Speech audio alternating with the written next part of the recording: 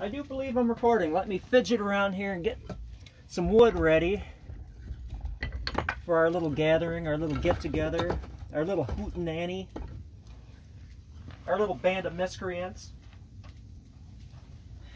I think about stuff once in a while. Yep, I've been accused of thinking. I remember sitting on the bench outside of the nature center. Let me tilt this while we get it all together. Informal nature of this. With my father, who loved to talk. He would come here and he is so proud of me, you know. I was supposed to be an engineer, you know, following kind of his footsteps. He was a math professor, but he also had degrees in engineering. Look at this fiddling around. That's going to scrape some of the barnacles off of our viewership. That's all right. Used to like to talk to the visitors. In fact, I would have to get them to stop. Dad, you're really making this guy's wife mad because she wants to go and you're talking to her husband about antique tractors. He grew up on a farm. If you know what it was about, knew how to take apart cars, well, back then, now cars are hermetically sealed and designed to spy on us. Look at that. And to think for us. But he was a very smart person, theoretical physics. He was working on, I believe, a PhD on physics, and then just, you know, like Forrest Gump. I'm going to go home now, or I'm tired now, after getting multiple advanced degrees and all this heavy-duty mathematical stuff. Just, I had enough. I don't need another degree. But he loved people. He loved teaching. That's where I think I get it. My mom was also a teacher. But he's sitting on the bench. You know, and just out of the blue, oh, I asked him, you know, Dad, sounding like Jim Morrison here, but on a different topic, I could do calculus. I knew how to do it. I knew the mechanics of it. But how does integration and differentiation actually work? I mean, how does it work? What is behind it? And what happened was the only philosophical discussion I had with that gentleman. He was old school, you know. He didn't sit around and talk about his feelings or be offended by anything. That was the only time later in my life and nearing the end of his that he had a philosophical conversation with me. He said, I believe in a higher power because of calculus. He actually understood how it worked. You know, like Isaac Newton, when he invented it, co-invented it, there was a German fellow, too, that doesn't get any mention. He goes, the way that you can take differentials and go between the different formulas, like acceleration, velocity, what have you, proves to me that there's an order in the universe and there has to be a thought behind it. Now, whether or not that the horse follows a cart or the cart follows a horse, that it was the order that created an intelligence or an intelligence created the order, it's not really the topic of this conversation. But what it is there's certain clues. I like to find clues and then put them together. Just like my wife was going out of town, and the one and only time that her wedding ring band, we have matching wedding bands, ever fell off in the parking lot. She heard a ting, ting, ting, she said. Didn't think anything about it, really. Looked around to see what it was. And then, as she's loading stuff in the car, happened to look down and notice the wedding band was missing. What had happened is it had bounced off her finger and rolled underneath the car, dead center of the car. So it was, you couldn't just grab it. She had to crawl and get underneath the car to get it. Retrieved it, headed off, and there's a major intersection, a stoplight at the corner of US 31 and whatever that road is that leads to Casino and Meyer. And she had just arrived after this tremendous accident. A pileup, people being pulled out of cars, you know, the whole thing. And if she hadn't have had to take the extra time to get the wedding ring underneath the car, because that's the distances of everything and the time of the wedding ring, she would have been there. That's a clue. Anyway, now I do have a degree, couple degrees. sciences, mathematics. I minored in physics and all this other good stuff. So I have a grasp of science and math, and I see his point. I definitely see his point. But I'm not going to pull a fast one on you and say that I believe in a higher power and an intelligence and a design solely because of the mathematics of the universe. I believe in it because of what I'm sitting next to. How dare you not work on wooden bows and feel the energies of everyone that came before us that use this. A little side jump here is at the Battle of Little Bighorn. Crazy Horse and many others foregoed the use of firearms in favor of their bows.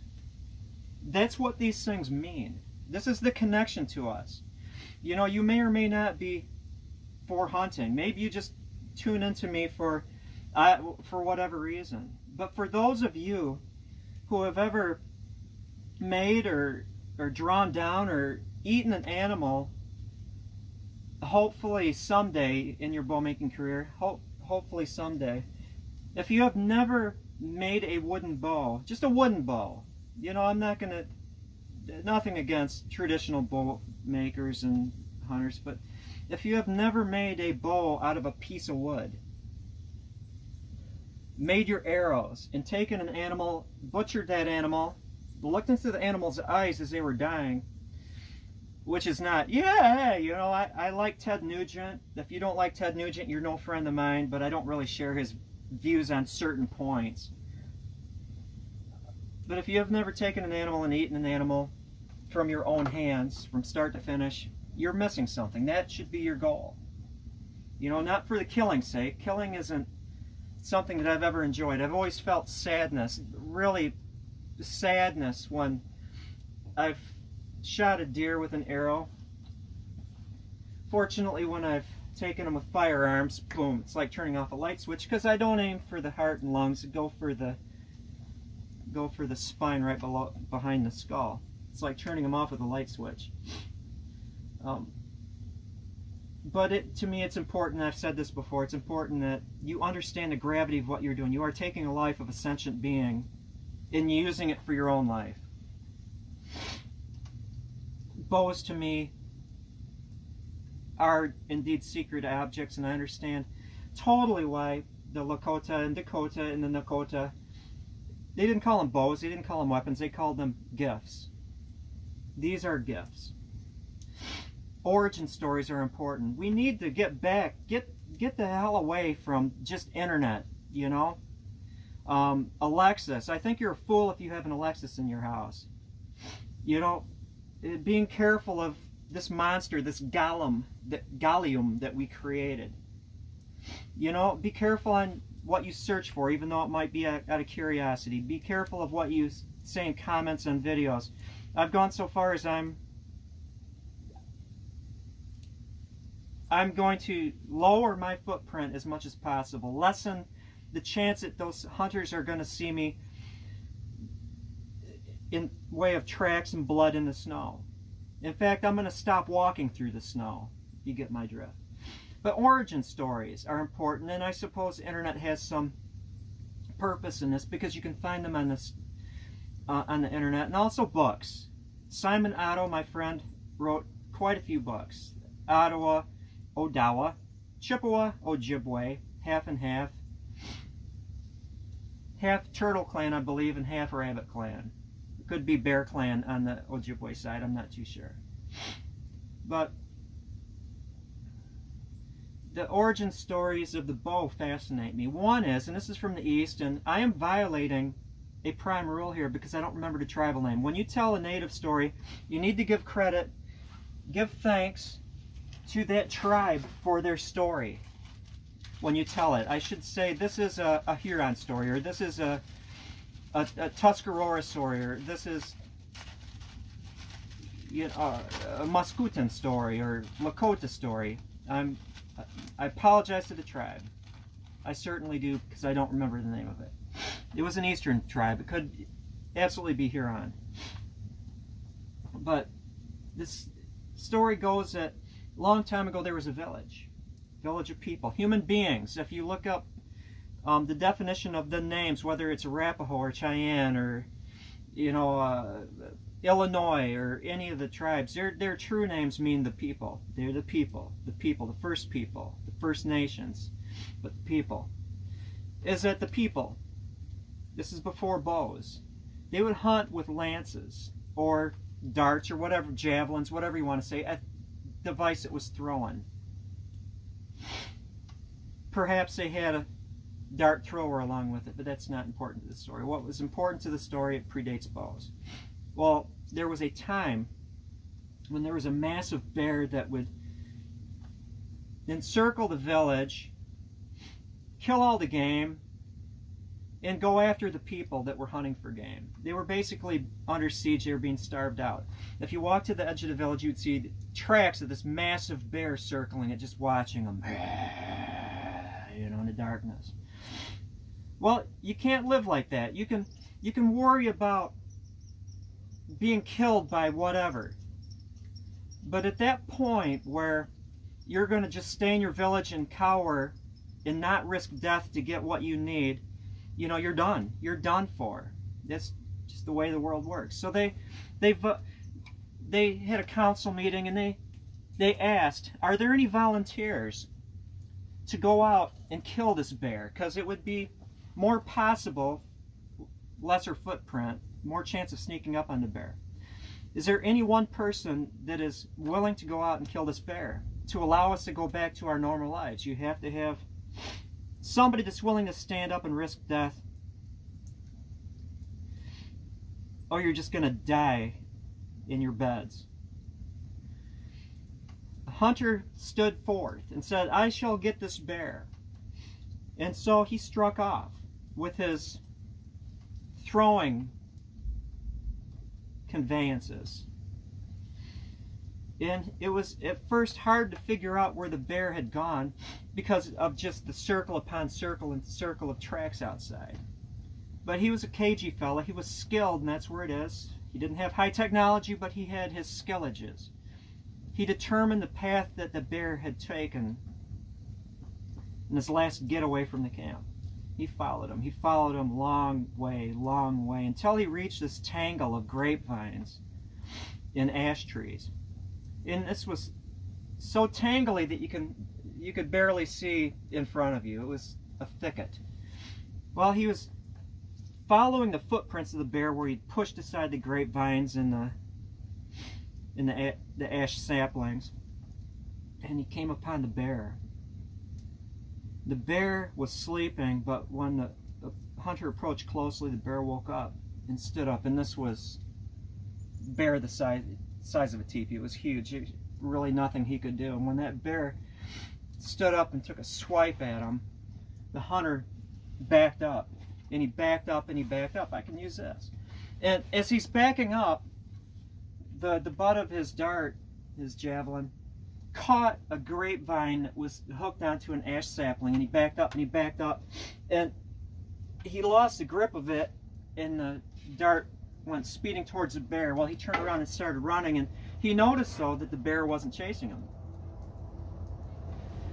And so he crept back towards the bear, and what he found was the bear laying on his back with his dart right through the heart and poking out the other side.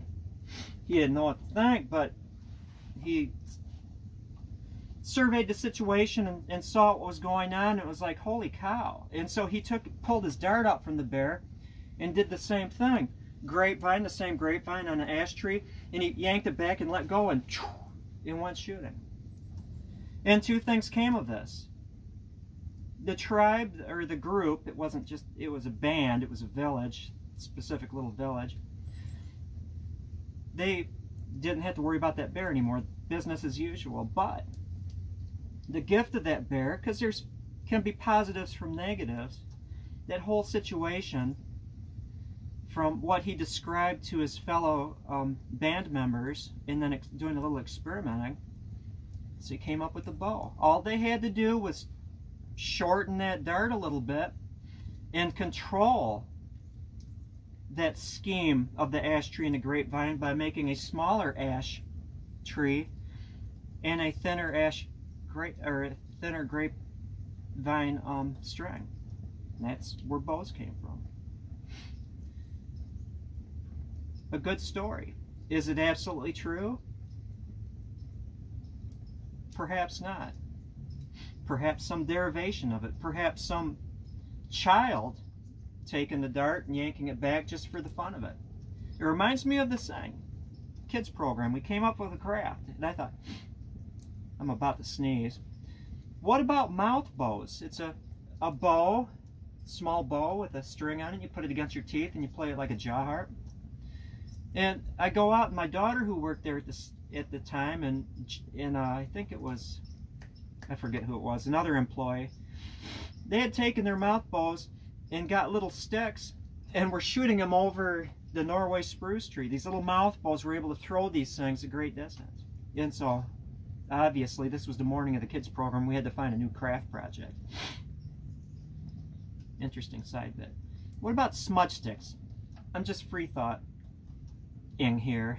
I'm free thoughting. I'm looking down at something. I'm looking down at, you've probably seen this, a sage smudge stick.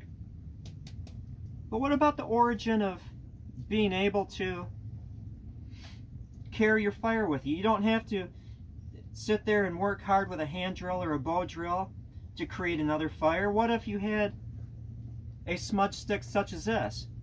This is eastern white cedar, and what I do is I grind, I make an outside thing. I make a tube out of strips of bark. You can see that. And then I take a thinner strip of bark, wrap it around it to hold my cigar in the shape, and then I pack this. I pack it with the outer portion of cedar bark. It's a fluffy stuff. It's a good nesting material. It's a good tinder. It's a good nest for your whatever. But what you wind up with, because there's air spaces between those strips of bark, and because it's packed with tinder, I not only have a smudge stick, I have a way of carrying this thing from encampment to encampment, and I don't need to worry about starting another fire. I don't need to worry about my bick working or what have you. I don't need to worry about the fireboard getting too wet. I've got fire. How long will they last? Well, they'll last a long time if you make more than one. This thing right here will last quite a bit of time. It'll just keep burning like that. And I could certainly just blow it back into a fire, actually a lot easier than this, carrying a fire. And I think it's interesting. I had, it was a group of Odawas, and I get along with them well. They brought their kids group out here, and I taught them how to make smudge sticks or fire carriers. Now it's interesting, the local tribe, the Odawas, I was going to talk about bows, look at where this conversation went, but that's the beauty of a fire. You don't have to have a plan. Shouldn't have a plan. Go where the wind blows.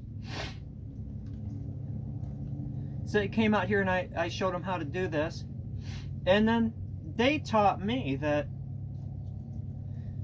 this is a certain kind of sage. This is white sage. This is what you'd buy at your local whatever shop, Indian shop or what have you. Is that Odawa, that name also means trader. And they used to be great traders. They didn't have this kind of sage here, but they would go to Wisconsin and trade with the groups over there, sage, which was white cedar.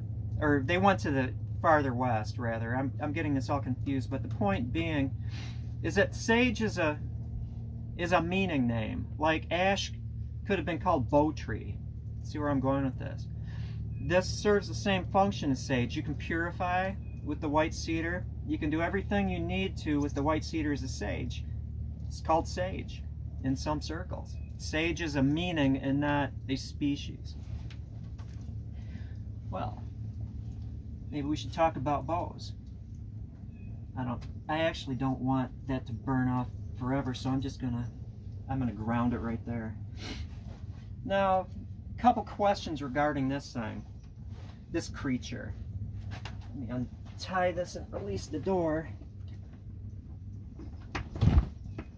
Wind's coming in.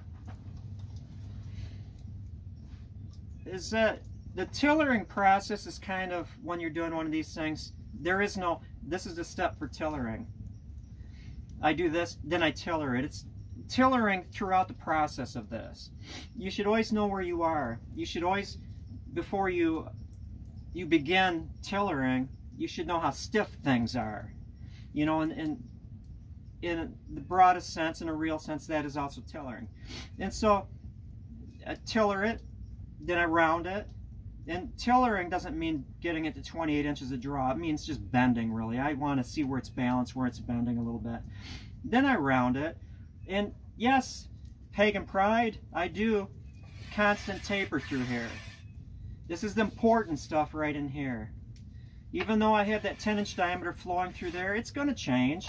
It'll change as it progresses. It's going to definitely change when I know my step is to draw the line down the center a certain distance and then start flattening it with, and I'll get a piece of flat wood and use a sanding block for that. I use sanding block, maybe some scraping, but whatever, you know, you use multiple tools when you do anything to get that.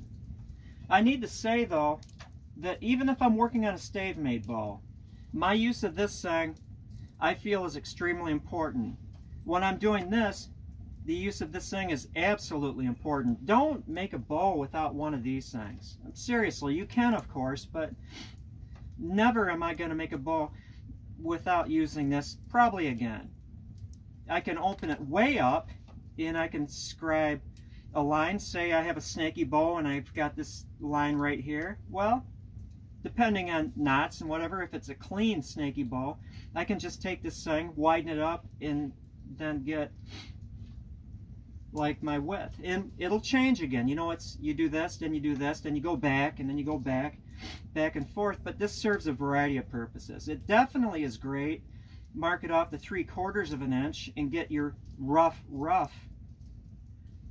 thickness, because if I'm making a D bow, the handle generally will never be over 3/4 of an inch, so that's a good starting point.